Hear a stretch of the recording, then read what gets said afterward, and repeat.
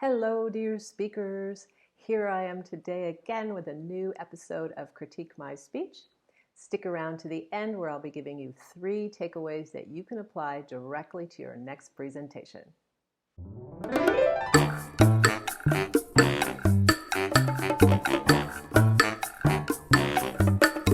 Hi, my name is Nancy Hardcastle. I'm a public speaking coach. I help badass speakers in the field of human trafficking tell their truth on their terms in a way that their audience can't resist. Today I'm going to be critiquing a talk by Kristin Wright called The Power of Welcome. Buckle up and let's get started. Wow, it is great to be here today. It's great to see all of you.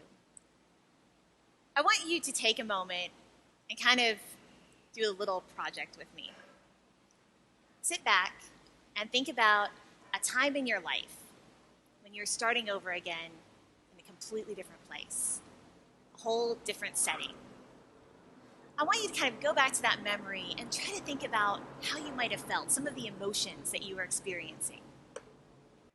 Congratulations to Kristin on her casual, calm, confident manner. You can see the way she's moving and her facial expressions and her eye contact, which is finding people in the audience. She seems really comfortable. Usually this kind of comfort and confidence in front of a stage or in front of an audience only comes in 2 ways, and that is practice and experience. And I suspect that she practiced a lot and then she has at least some experience standing in front of an audience because she does come across very confident. So great job on that point. Maybe you were anxious. Maybe you were excited. Maybe a little of both. Now I want you to take the memory of that moment and I want you to put yourself in a slightly different set of circumstances. So if you ask your audience to do something like imagine a time, as Kristin did, you need to make sure that you give them time to do this. She continues to talk, and I didn't really, when I was trying to do this with her, as she asked me, I couldn't really think of a time because I was listening to what she was saying, and the next thing you know, she was on to the next point asking me to compare this time to something else. So if you want your audience to imagine something, you need to be quiet for a little while. And I know this is uncomfortable, but it's necessary. Let's imagine that you're coming from a different country and you are arriving in our beautiful, sunny city of Indianapolis for the first time. But this is great. She's just using a funny photo and some irony here to make her point. Good job. not just coming here for a visit. You're coming here because as a result of war or persecution in your home country, you've had to leave everything behind. You've left behind family, friends, really your entire life. And here you are, sitting on this plane, kind of wondering what this next chapter of your life will hold for you. Will you feel welcomed? What will this new experience be like? I want to point out something right now, and that is this idea of moving with intentionality. So although Kristin is apparently very comfortable, or she's doing a good job of fooling us, she's sort of pacing. And it's not that obvious because she's doing it very slowly. But I always suggest that you move with intentionality. So for example, if you're going from one point to the next, that's a great time to move. Or if you're pausing and you want something to sink in, that's a great time to very slowly take a few steps. But you don't want to be just moving back and forth. Move strategically. Well, every year, hundreds of people are having a really similar experience to this one right here in our city. Refugees from countries like Burma, Iraq, Somalia, the Congo, and numerous other countries are walking through the gates of the Indianapolis International Airport.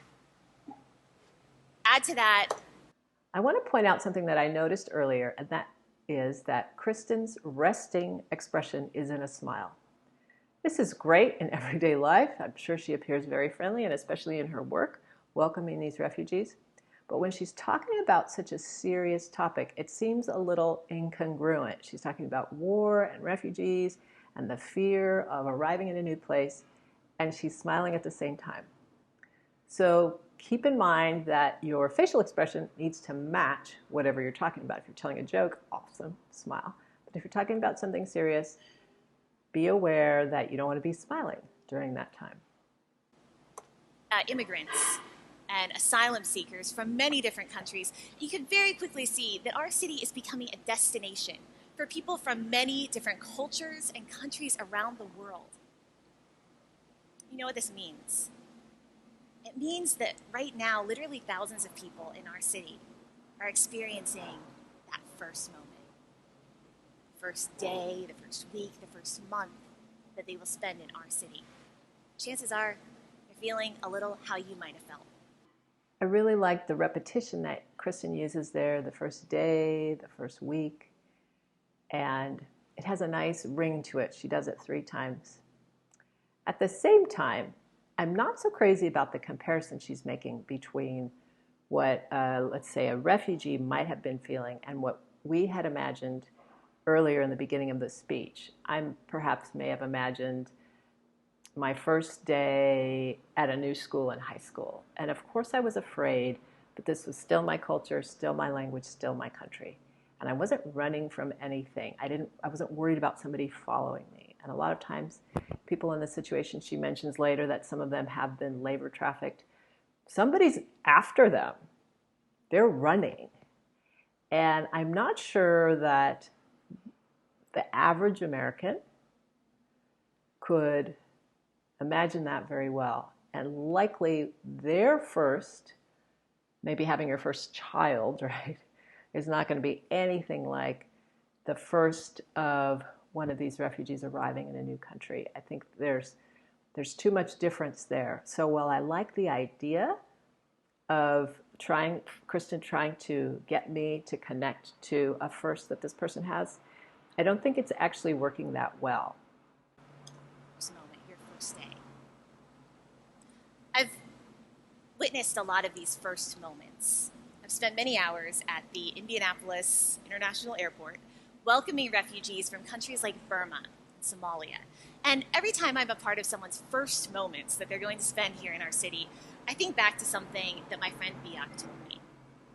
This is Biak. He and his family arrived here from Burma some time ago, and before they arrived here in Indianapolis, they faced forced labor, horrible persecution for their faith in their home country. Biak told me that at times back in Burma, he couldn't feed his family, and he used to lay awake at night wondering how they would survive. Great job introducing a real person and showing his photo. It's not refugees in general, but it's this particular man, Biak. We see what he looks like and we see his child. So she's making it very concrete for us, and that's always good. Well, when he and his family fled to Malaysia, things got only worse. Biak was arrested 3 times simply for being there as a refugee. It was a nightmare for his family. So I'm sure you can imagine how Biak told me that after he first arrived in Indianapolis, he said there were no words to describe the way I felt when I stepped off the plane. He said he never forgot that first moment. And he's not alone. Many of my refugee and immigrant friends tell me that they often look back on that first moment and they kind of draw some strength from that memory. It helps them to get through the hard times of adjusting and acclimating to their new life here in Indianapolis. Kristin has created a theme with this idea of the first time, the first moment, and she's bringing it up again here. I think it works really well, and she's going to pick it up later in the conclusion. It's very effective when you have a metaphor that runs through your talk or a thread like this, like a theme. I want you to think for a second about the adjustment that it would take if you're coming from a place like a refugee camp and arriving here in a city like Indianapolis. I actually think that the average American can't imagine this. They don't have enough context. I think it's a good idea to ask somebody to try to put yourself there, try to imagine. But in this situation, it's so far removed from what the average American has experienced.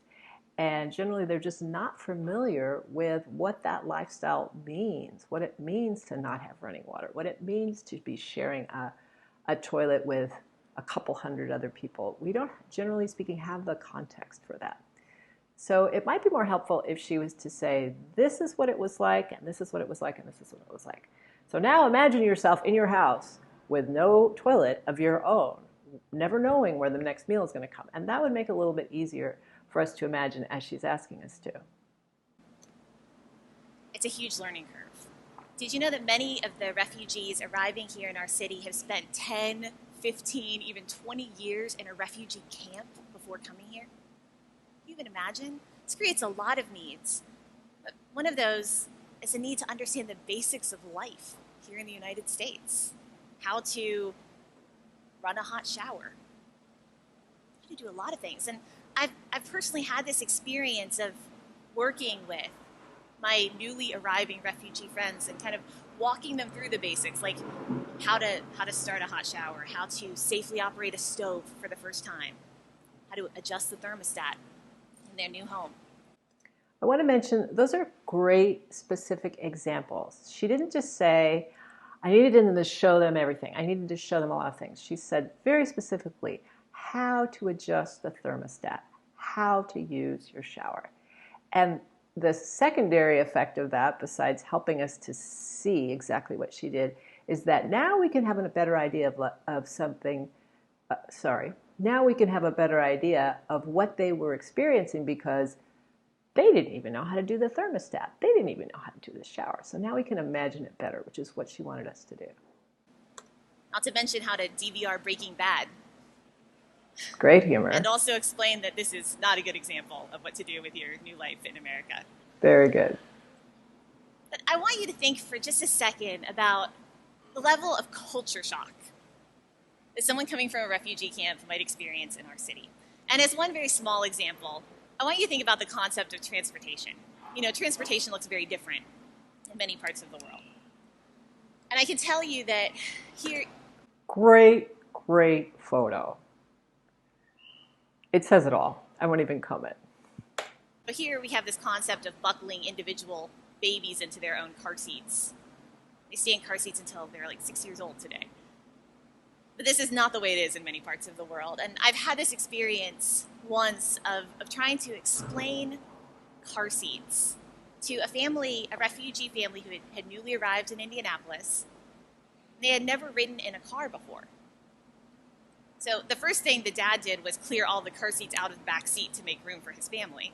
But then we put the car seats back in, and I was trying to explain what we needed to do with the babies and kind of giving a demonstration.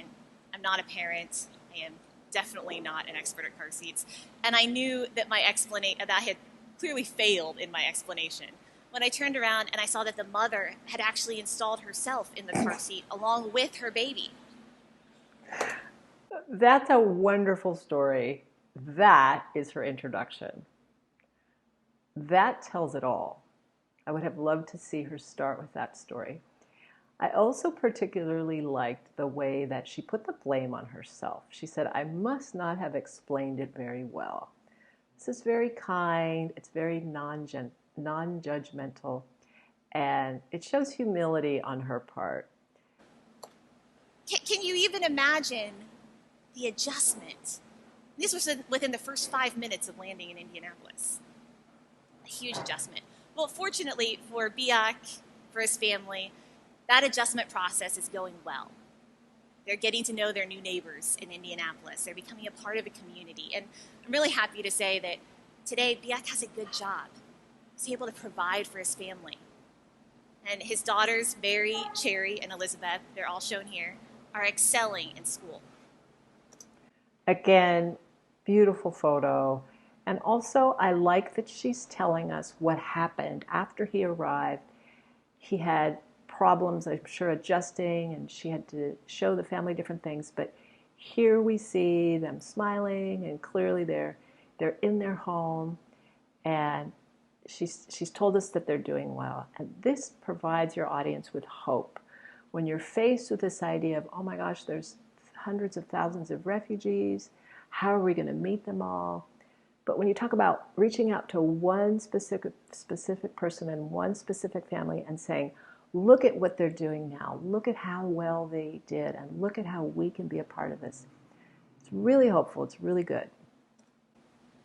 And today, cities throughout the United States are realizing just how important it is to welcome people like Biak, refugees and immigrants from all over the world to our cities. Let's think for a second about what refugees and immigrants offer, what they bring to our cities. For one thing, economic development. Did you know that in the most recent growth that our city has seen in recent years can be attributed to refugees and immigrants? More than 40% of recent growth can be attributed to immigrants in Indianapolis. Today we even see cities like Detroit and Dayton putting programs in place to salvage abandoned neighborhoods and areas of severe economic decline. Their plan? Welcoming refugees and immigrants. So I'm not quite clear on why she showed this particular picture, because this doesn't look very hopeful. This doesn't look like a place that I would want to take my refugee friends or offer them. I suspect, though, because she said they're working on this development, that this is the before, which would be great. But I feel like we really needed to see the after, because this doesn't feel very positive. But I'm going to take her word for it that it becomes something positive. But it goes far beyond economic development. We can also think about the cultural offerings. People are coming from these different countries and they're coming from a totally different culture, different perspective. This enriches our city in countless ways. I think my favorite aspect of all of this is the relational aspect. I would suggest that after she says this enriches our city in countless ways, that she gives us some examples so that we can see that. In this case, in Indianapolis, if you're in Indianapolis, you maybe were curious, so besides economic, there's these cultural advantages, but what are they? What do those look like? I was recently visiting with Biak and his family, and I had a conversation with Mary. She's pictured here. She's 10 years old, and she was telling me about a project that she's been working on for school about famous Hoosiers. Now, a Hoosier, she was very careful to explain to me, is someone who lives in Indiana, like we do. That's a great example of being really specific and giving a specific example. She's got the photo, and we get the impression, or we get the sense of this young girl, and she's really excited, and she's learning the culture. She uses the word Hoosier even. Great example. Amazing. I've watched as my refugee and immigrant friends, once stepping off the plane in this completely new and different city, have put down roots, established themselves, started businesses, gone to college, gotten jobs, purchased homes and cars. Wonderful, specific details. Love them. It's amazing to see the impact on their lives, but also the impact on ours. It's not just about economic development, it's about relationships. I know that we can all remember around this time last year, a massive explosion rocked the south side of our city. 2 people were killed, 5 homes completely demolished. More than 80 houses were damaged. And that night, dozens of residents of an entire neighborhood lost their homes. Well, in the aftermath of this horrible tragedy, the refugee community on Indy's South Side got to work. They raised over $10,000 to aid their neighbors. I spoke to one of the families who donated to this cause, and the interesting thing is they haven't been in Indianapolis that long. They fled horrible persecution in their home country, and they only arrived here recently. Today, they both work long hours at factory jobs just to keep the family afloat. They're still learning English. They found a way to give. They told me that they knew what it was like to lose their home. Great story. Very specific, and it makes her point about the contribution that refugees make when they arrive in our country, and also the idea that we can make a difference when we know how something feels. If we think about this, it's amazing what happens. Oh, there's the picture. There we go. Of when we welcome refugees and immigrants to our community, the relationships that can develop. When I asked my friend Biak how he's made it this far in such a completely new and different community, he has a simple answer for me. People in Indianapolis welcomed me. Now, I want you to go back with me again to that moment. I really am happy that she quoted him and she paused. We definitely get the point that this moment of welcome is so important. Just a moment. You know, you might not be there on the first day of high school. You might not be there at the airport when someone arrives. But I'm certain that there is someone in your life, someone in your circle, someone in your city who is feeling the anxiety of a new place, a new experience. You are a part of those crucial first moments that people from around the world will spend in our city. Over the past few years that I've had the privilege of living here in Indianapolis, during all these trips to the airport and little lessons on how to adjust the thermostat or climb into a car seat, I've realized something. You know, I thought that I was trying to change people's lives for the better. I was the one being changed. Meeting people, courageous people from all over the world, and being a part of welcoming them to our city has been one of those powerful experiences of my life. Get to know someone. I really like the way Kristin made it personal here. She talks about how she thought she was going to go and change these other people and help them, and it turns out that she was changed and she was touched.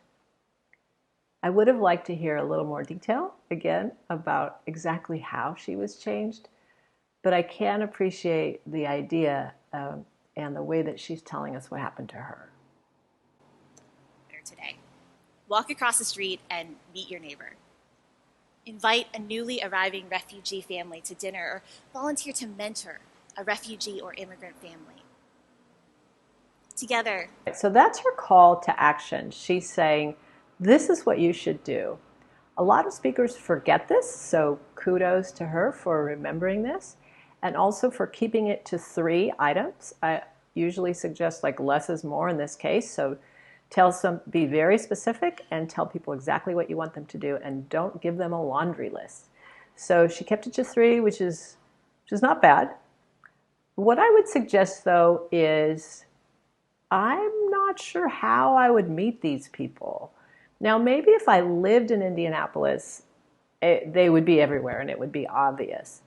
But how do I invite somebody? How do I invite a family, as she suggested, over?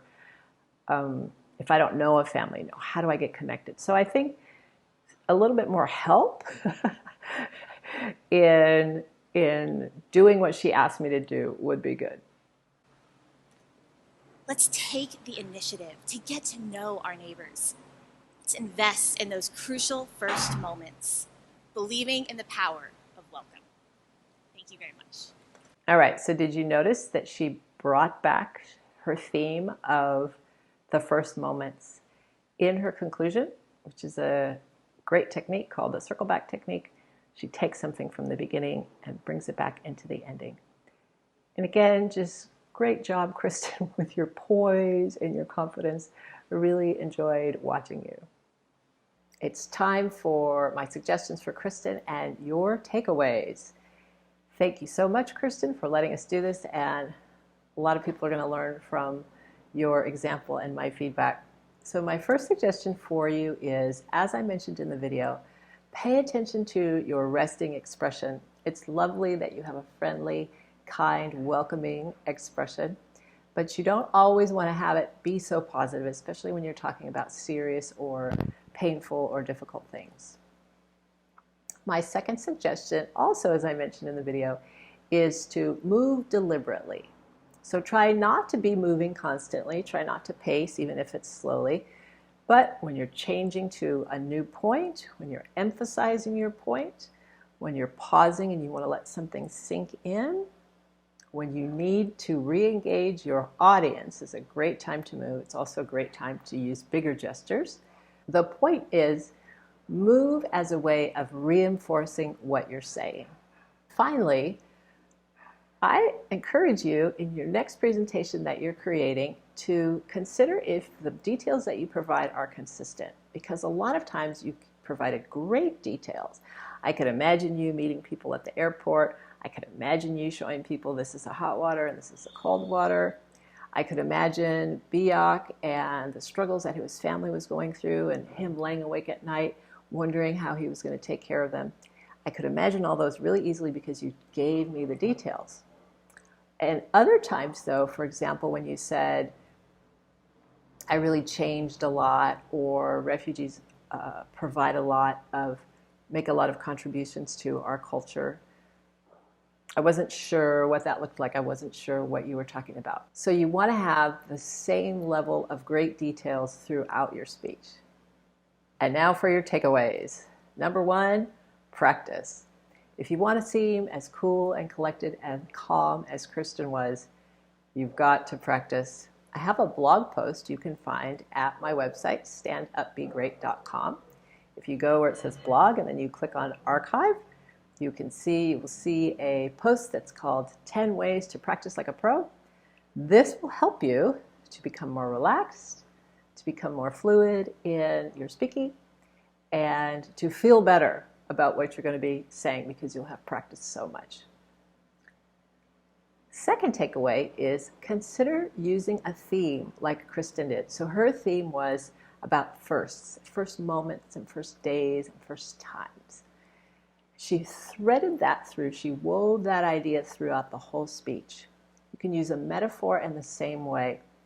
This has a nice effect of making your speech feel cohesive, that things are connected, and also helping your audience to remember what you're talking about. It's kind of like a little hook that we can hang those ideas on. Your last takeaway is consider whether one of your stories actually would be a great introduction. I mentioned that in the video when Kristin told the story of the mom installing herself into the car seat, which is an amazing, wonderfully funny visual. And as soon as I heard it, I thought, oh, that would have been a great introduction, a hilarious introduction. And the reason why I believe it would work is because Kristin wasn't making fun of the mom. She was actually kind of poking fun at herself when she said, I guess I didn't really do a very good job. And so it doesn't feel ugly. It doesn't feel like we're laughing at anybody. She's laughing at herself. We laugh along with her. It is really a funny image. And I feel like that as an introduction would have really captured people's attention. Obviously, when you make people laugh at the beginning, it's great. And then you would work backwards from your story. Why did that even happen? Why was this woman installing herself in the car seat? And how was I there? What was my part?